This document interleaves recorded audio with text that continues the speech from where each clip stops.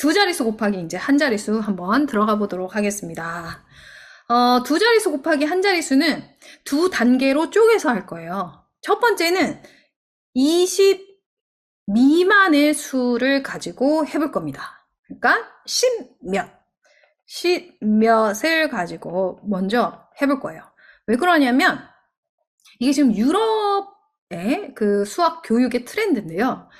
새로운 연산을 익힐 때 20 이하의 수로 먼저 이렇게 수의 규모를 줄인 다음에 그 다음에 수의 범위를 확장을 시켜요. 두 자릿수 같은 경우는.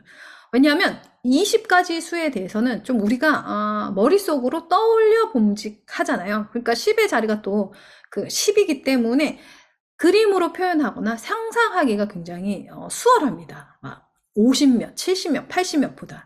그래서 20 이하의 수로 먼저 어떻게 두 자릿수 곱하기 한 자릿수를 계산해야 되는지를 익힌 다음에 그 다음에 이렇게 확장을 해요.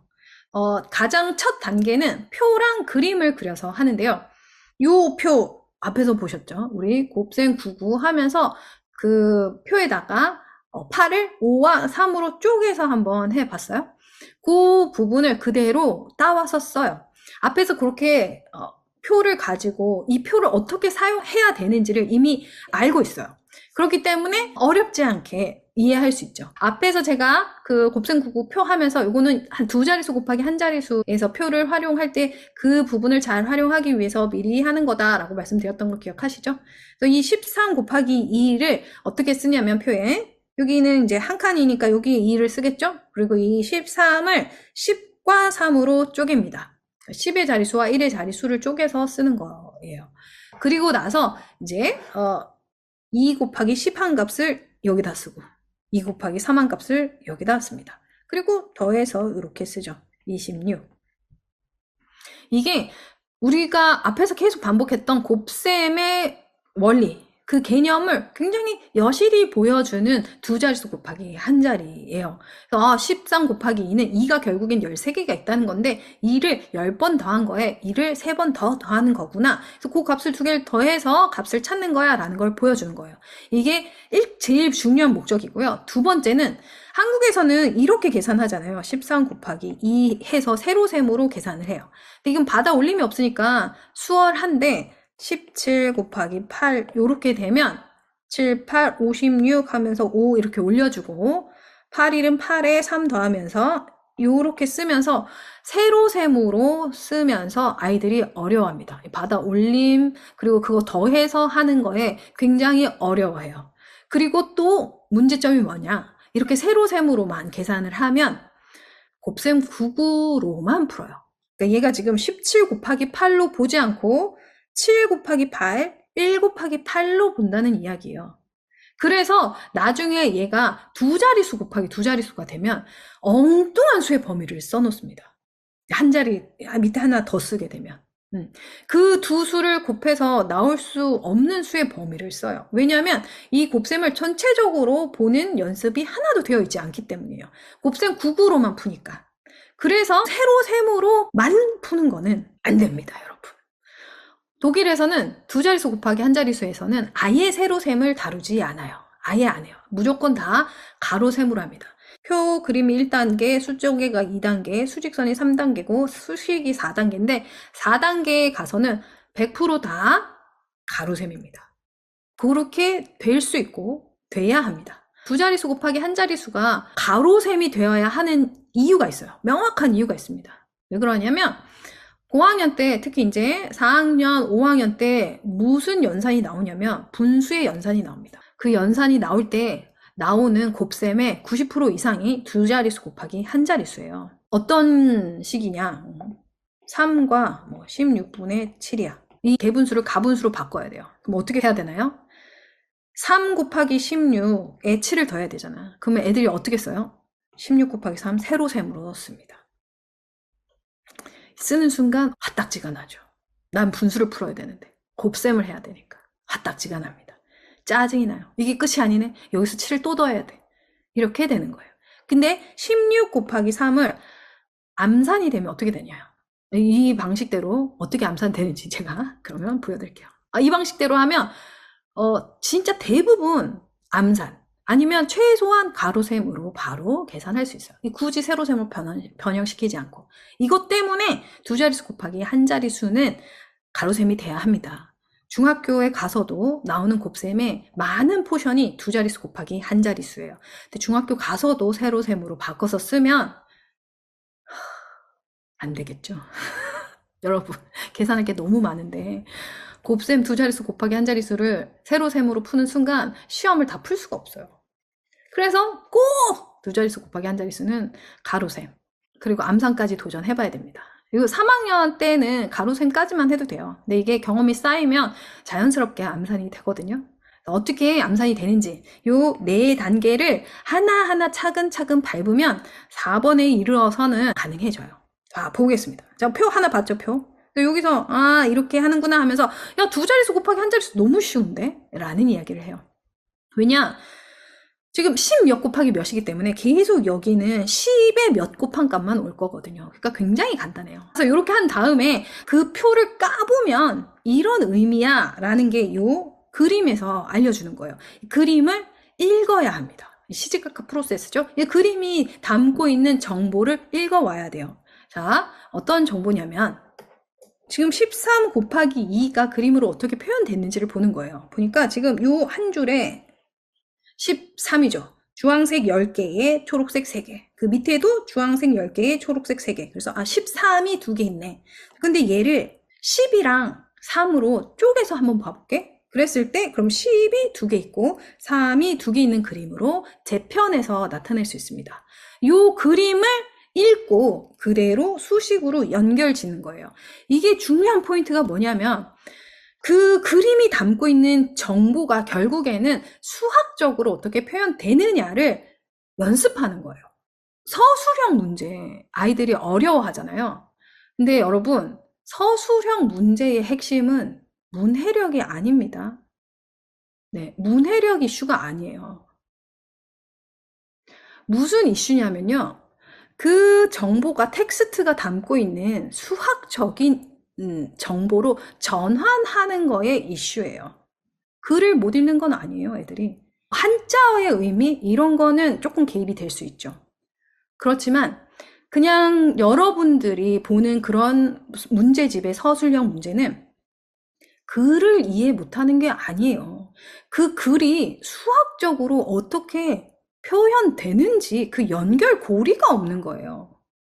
근데 놀랍게도 여러분, 뇌과학적으로 언어 자극을 줬을 때 활성화되는 뇌의 영역과 수학 문제를 풀 때 활성화되는 뇌의 영역이 겹치질 않아요. 그 말은 무슨 말입니까?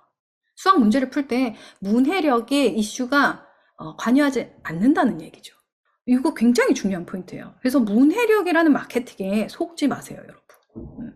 수학과 문해력은 상관없습니다. 우리나라는 한자어를 쓰기 때문에 그 한자어의 이슈는 있어요. 그건 조금 다른 얘기죠. 서술형을 제대로 풀지 못하는 거는 그 텍스트가 담고 있는 내용을 수학적으로 표현하지 못하는 거예요. 네. 그 연습이 필요합니다. 그 연습은 글로 하기 전에 이렇게 그림으로 먼저 해야 돼요. 그림을 읽어내는 연습을 해야 되는 거예요. 읽어서 수식으로 표현하는 연습. 그래서 이 그림을 어떻게 해석을 하느냐. 13 곱하기 2를 그림으로 어떻게 표현했냐. 13은 10개에 3개를 더한 거야. 색깔도 제가 달리 표현했죠. 주황색 네모 10개랑 초록색 네모 3개. 13개가 2개 있다는 거야. 라고 그림과 수식을 매치시켰죠. 자, 그럼 이 말은 있잖아. 그림을 다시 한번 봐봐. 10개가 2개 있다는 얘기도 돼. 거기에 3개가 2개 있는 거를 더했다는 이야기도 돼. 맞아? 맞아. 수식과 그림을 매치했을 때 하는 말이 같아. 그러면 얘는 어떻게 계산할 수 있냐면 10 곱하기 2 한 거 20에 3 곱하기 2 한 거 6을 더해서도 찾을 수 있는 거야. 이게 뭔가요? 이거 여기서 표로 했던 것을 그림으로 나타내고 그 그림을 다시 수식으로 나타낸 거죠. 이렇게 계속 이미지와 수학적인 표현을 계속 왔다리 갔다리 하면서 아, 얘는 표로는 이렇게 표현하는 거고 얘는 수식으로는 이렇게 표현하는 거야. 수식과 표는 이런 관계가 있어. 라는 걸 계속 읽는 연습을 하는 거예요.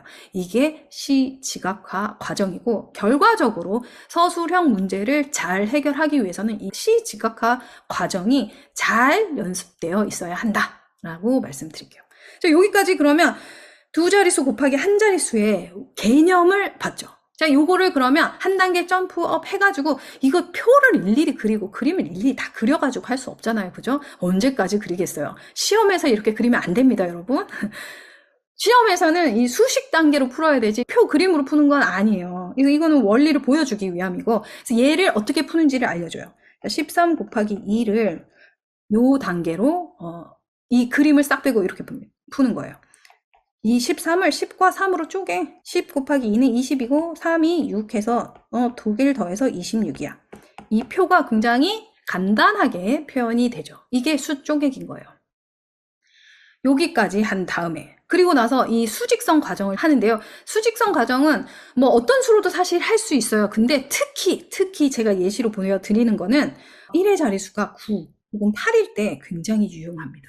2 곱하기 19는 세로셈으로 하면 2, 9, 18에서 받아 올림이 있는 그래도 꽤 복잡한 식이에요. 그런데 수직선으로 생각을 하면 굉장히 쉽게 해결이 되는 문제예요. 예를 들어 이런 거예요. 2 곱하기 19는 이런 의미야 하고 말로 해봐요. 2가 19번 더해진다는 뜻이야. 근데 여기는 2 곱하기 20은 2가 20번 더해졌지. 근데 2 곱하기 그럼 19는 2 곱하기 20 한 거에서 2를 한번 빼면 찾을 수 있겠네. 2 곱하기 20은 40으로 쉽게 찾을 수 있죠. 거기에 2를 한번 빼서 찾는 거예요. 아셨죠? 그래서 얘를 이렇게까지 합니다. 이게 수직선 단계예요. 그리고 나서 마지막 수식 단계는 이 앞에서 배운 것을 간단하게 표시를 하는 거예요. 지금 수 쪼개기 과정에서 했던 거 13 곱하기 2는 이제 수식 과정에서 어떻게 하냐 10 곱하기 2는 20 3, 2, 6 해서 20 이 중간 과정이 이렇게 한 줄로 간략하게 되는 겁니다. 그래서 요거를 계속 반복해요. 처음에는 이렇게 뭐 17 곱하기 5 해서 선을 표시했잖아요. 이렇게 하면서 하는 거예요. 10 곱하기 5는 50 7로 35, 85. 이게 계속 반복되면 나중에는 머릿속으로 이 과정이 일어나요. 75 곱하기 5야? 그러면 10 곱하기 5는 50이잖아. 50에 35를 더하면 되겠네? 85. 이렇게 나오는 거예요. 이게 암산까지 가는 프로세스입니다. 자, 여기까지 보니까 어때요? 우리 애도 충분히 할만 하겠죠? 이렇게 하라 그러면. 근데 이거부터 하면 못합니다. 여기 4번 과정만 하라 그러면 결국에는 똑같이 푸는 방식 익혀가지고 푸는 것밖에 안 돼요. 이 1, 2, 3번 과정을 꼭 거쳐와야 합니다. 그리고 이 3번은 수직선 가정은 어떻게 수식으로 표현할 수 있냐? 2 곱하기 19는 2가 20번 곱해진 거에서 2를 한번 빼는 거야. 얘는 40이니까 2를 빼면 38이지. 이렇게 하는 거예요. 나중에는 이 과정도 이제 사라지면서 요 식을 보고 2 곱하기 19? 20에 20 곱한 거에서 2를 한번 빼면 되잖아. 2를 20 곱하면 40인데 거기서 2를 빼면 38이지 라고 답이 나오게 됩니다. 이게 두 자릿수 곱하기 한 자릿수의 핵심 프로세스예요. 그리고 나서 수를 확장을 하는데 확장하기 전에 몇십 곱하는 게 어떤 의미인지를 알려주는 거예요. 아까 전에 제가 곱셈 99 기본값 하면서 무슨 얘기했냐. 여기서는 10단은 그냥 1단에 0 그냥 붙은 거로 설명해도 괜찮아요. 우리가 나중에 이제 10 곱한 값의 의미를 여기서 확인하는 거예요. 자, 이 몇십 곱하는 것도 어떻게 확인을 하느냐. 이미 잘 알고 있는 값 4 곱하기 3에서 그거와 빗대어서 비교해서 40 곱하기 3을 관찰하는 것부터 시작해요. 관찰부터 시작이라고 진짜 여러 번 강조해서 말씀드리고 있어요. 그래서 4 곱하기 3을 그림을 보는 거예요. 그럼 보니까 동그라미가 4개가 있고 이게 세 묶음이 있네. 여기서 먼저 알려드릴 거. 독일 수학에서 그림을 직접 그려서 푸는 것을 덧셈 과정에서 되게 연습을 많이 합니다. 그래서 어떻게 그리라고 하냐면 1은 동그라미로 그리고 10은 짝대기로 그리고 100은 네모로 그립니다. 그래서 그거를 그대로 이제 표현해 놓은 거예요. 1 동그라미 하나가 한 묶음 4개씩 세 묶음이 있는 그림이고, 자, 40 곱하기 3은 10. 이 짝대기가 하나에 4개, 4개 있는 거가 세 묶음이 있다는 거예요.